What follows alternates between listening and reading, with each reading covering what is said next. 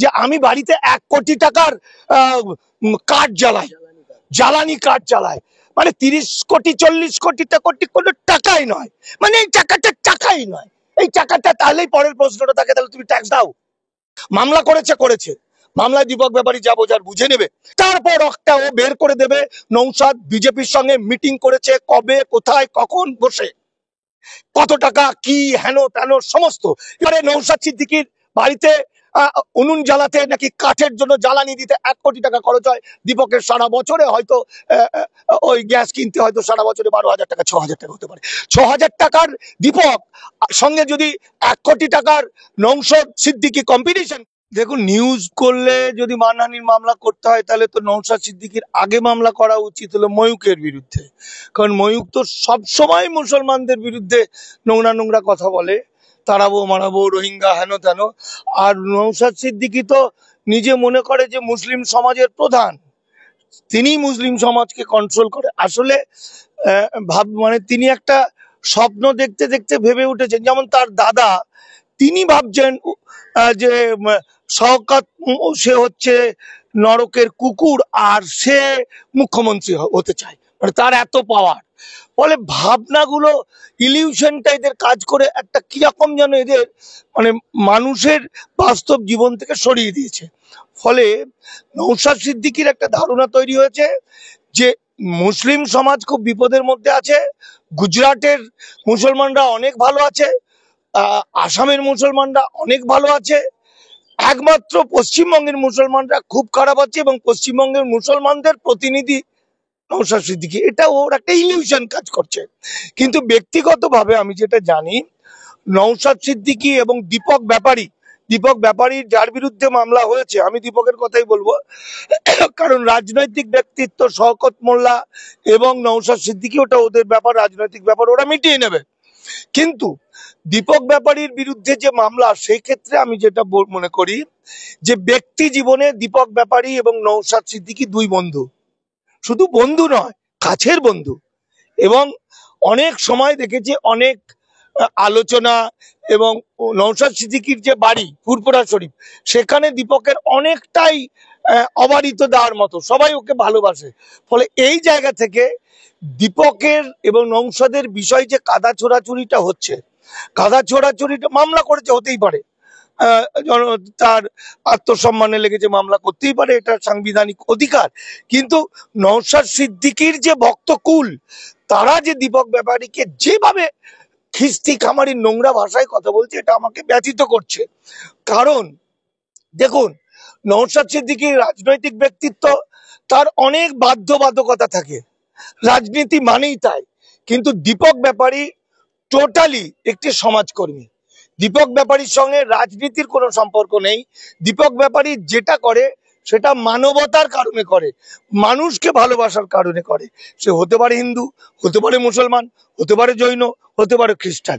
তাদের লড়াইয়ের জন্য আমি যেহেতু এই বিষয়টার মধ্যে অঙ্গাঙ্গিভাবে জড়িত, মানে যে সাবজেক্টটা দীপক ব্যাপারী কাজ করে সেইটার জন্য জানি, দীপক ব্যাপারী ও তো চোখের সামনে দেখছে কি হতে চলেছে বাংলাটা, এবং সেখানে নওশাদ সিদ্দিকীর ভূমিকাটা কি, এবং সে জানে যে আর আর আর 2026-27-এর মধ্যে ডিলিমিটেশন শুরু হবে।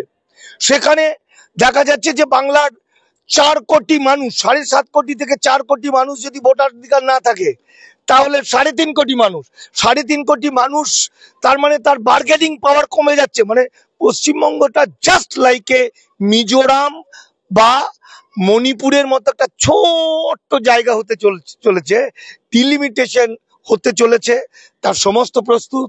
এবং সেখানে পশ্চিমবঙ্গের প্রায় 4.5 কোটি প্লাস মানুষ ইলিগাল মাইগ্রেন্ট, মানে কৃতদাস হতে চলেছে, লাল কার্ড নেওয়া থাকবে।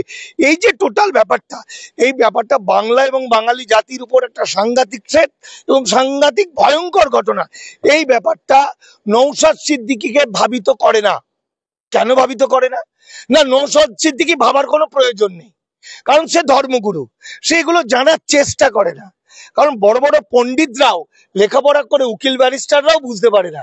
কিন্তু দীপক ব্যাপারী চোখের সামনে দেখছে, যেহেতু সে দামাল বাংলার নেতা এবং সে দলিত আদিবাসী মাইনরিটি মানুষের যে মুক্তি, বাংলাকে বাঁচানো, বাঙালিকে বাঁচানোর জন্য ও চোখে দেখতে পাচ্ছে যে কি হতে চলেছে আগামী দিনটা। ও দেখতে পাচ্ছে যে আর 6 মাসের মধ্যে এই যে এসআইআর করে, নওশাদ সিদ্দিকী বলেছে এসআইআর করে, এসআইআরে মুসলমানদের কোনো ভয় নেই, দাদুর কবরস্থান দেখালেই হবে। অথচ বিজেপি নাকি আইন করে বলে দিল মুসলমানদের সব ডিটেনশন ক্যাম্পে। তাহলে মুসলমানদের আইনত ডিটেনশন ক্যাম্পে থাকার কথা নয়, কিন্তু 50% মুসলমানের নামের বানান ভুল, টাইটেলের বানান ভুল। তাহলে বানান ভুল বালাদের প্রথমে ডিটেনশন ক্যাম্পে রাখবে, তারপরে মামলা মোকদ্দমা করে যখন সে শেষ হয়ে যাবে। তার মধ্যে আমার একটি জানা ছেলে, ওর নাম হচ্ছে আনসার আলী মন্ডল, 1947 সালের আগের দলি, 8 মাস ডিটেনশন ক্যাম্পে ছিল, মামলা লড়ে নাগরিক প্রমাণ করতে 6 লাখ টাকা খরচ হলো। তাহলে দীপক ব্যাপারী সেই মানুষ, যে মানুষটার কাছে হিন্দু মুসলমান জৈন শিখ বলে কিছু নেই। শুধু তাই নয়, মুসলিমদের উপর যখন হিন্দুত্ববাদীদের চরম আক্রমণ, মুর্শিদাবাদে দেখলাম, সন্দেশখালীতে দেখলাম, পিটিয়ে পিটিয়ে মারছে মুসলমানদের, নানা রকম ভাবে মারছে, তখন দীপক ব্যাপারী, তার কাছে কোনো কিন্তু 9mm পিস্তল নেই, তার বডিগার্ড নেই, তার কিচ্ছু নেই। সে শুধু একটা ভিডিও আছে, একটা ভিডিও আর কতগুলো বন্ধু আপনাদের মতো, সেইটা নিয়ে সে যেভাবে বুক ফুলিয়ে একটার পর একটা মিথ্যা, বিজেপির মিথ্যা ফাঁস করে সত্যটাকে প্রকাশ করে দিয়ে একদম মুসলিম সমাজকে, আমি দীপক এক জায়গায় গেছিলাম, সেখানে সম্বর্ধনা দিয়েছিল আমাকে, আমার কথা নেই বাদই দিন, দীপককে মুসলিম সমাজ থেকে সম্বর্ধনা দিয়েছে যে এই বিপদের দিনে তার পাশে দাঁড়ানোর জন্য। এক্ষেত্রে নওশাদ সিদ্দিকীর ভাবনা আর দীপকের ভাবনা দুটো মিলছে না। ফলে আপনাদের মতো বন্ধুদের উচিত নওশাদকে ফিরিয়ে আনা। নওশাদ ব্যক্তি জীবনে মানুষ হিসাবে খুব ভালো, কিন্তু নওশাদ এটা জানে না কাউকে আক্রমণ করতে গিয়ে মুখ দিয়ে দুর্গন্ধ বেরিয়ে যাওয়া, নোংরা নোংরা কথা। নোংরা কথা কেন? সে বলছে যে আমি বাড়িতে 1 কোটি টাকার কাঠ জ্বালাই, জ্বালানি কাঠ জ্বালাই। মানে 30 কোটি 40 কোটিটা কোটি কোনো টাকাই নয়, মানে এই টাকাটা টাকাই নয়। এই টাকাটা, তাহলেই পরের প্রশ্নটা থাকে, তাহলে তুমি ট্যাক্স দাও। তাহলে তুমি এই 30 কোটি 40 কোটি টাকাটা টাকা নয়, 1 কোটি টাকা কোন টাকা দিচ্ছ? Black money. তাহলে তুমি, তোমার কাছে ইনকাম ট্যাক্স আসার কথা। ফলে যত বেশি কথা বলবে নওশাদ, মামলা করেছে, মামলায় দীপক ব্যাপারী যা বোঝার বুঝে নেবে, এবং আলটিমেটলি যেটাও নওশাদ করেছে সেটা আমার মনে হয় আমাদের কারো পক্ষে ভালো নয়। কারণ বন্ধু বিপদে পড়বে, চেনা জানা লোক বিপদে পড়বে, এটা তো আমরা চাই না। কারণ একটার পর একটা ও বের করে দেবে নওশাদ বিজেপির সঙ্গে মিটিং করেছে, কবে, কোথায়, কখন বসে, কত টাকা, কি হেন তেন সমস্ত।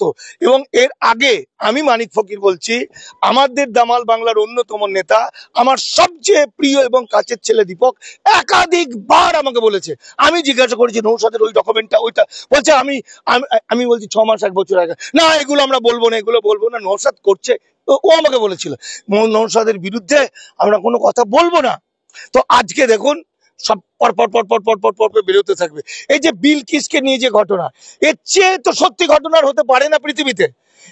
কারণ বিলকিসের বিরুদ্ধে তো নওশাদ কোনো মামলা করেনি, বরং নওশাদ কোটি কোটি টাকা খরচ করে বহু বহু উকিল লাগিয়ে দিয়েও সেই মামলা থেকে নিস্তার পায়নি, ডেট পিছিয়ে যাচ্ছে। এটা কে করেছিল? দীপক ব্যাপারী করেছিল প্রথম। কারণ দীপক সত্যের পক্ষে। যেদিন সে রাজনীতিতে ঢুকবে, হয়তো তারপর থেকে মানুষ অনুযায়ী করবে ভোটের জন্য। নওশাদ সিদ্দিকী ভোট রাজনীতি করে, কোথাও মিথ্যা বলতে হয়, কোথাও বেশি বলতে হয়, কোথাও কম বলতে হয়, কোথাও নিজেকে ধর্মগুরু বলতে হয়, কখন নিজেকে ডেমোক্রেটিক মানুষ বলতে হয়, কখন নিজেকে মুসলিমদের মসিয়া বলতে হয়। এটা ওর পক্ষে মানায়, ও রাজনৈতিক ব্যক্তিত্ব।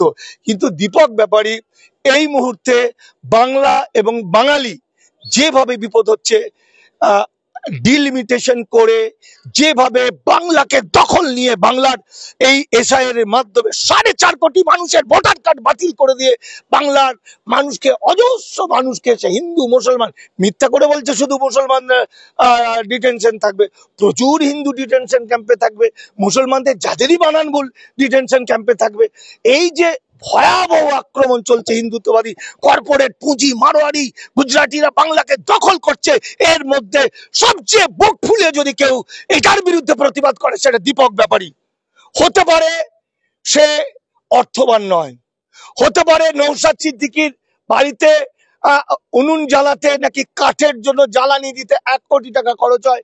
দীপকের সারা বছরে হয়তো ওই গ্যাস কিনতে হয়তো সারা বছরে 12,000 টাকা 6,000 টাকা হতে পারে। 6,000 টাকার দীপক সঙ্গে যদি 1 কোটি টাকার নওশাদ সিদ্দিকী কম্পিটিশন করে, তাহলে আখেরে সম্মানটা নওশাদের যায়, দীপকের সম্মান যাবে না। এই জায়গায় আমি বলছি, এই ভয়াবহ অবস্থায় নওশাদ সিদ্দিকীকে আমাদের খুব দরকার। মানুষের বিপদের দিনে, বাংলার বিপদের দিনে, বাঙালির বিপদের দিনে আমরা চাই নওশাদ সিদ্দিকী, দীপক ব্যাপারী আমরা একসঙ্গে বাঙালিকে রক্ষা করি, বাংলাকে রক্ষা করি।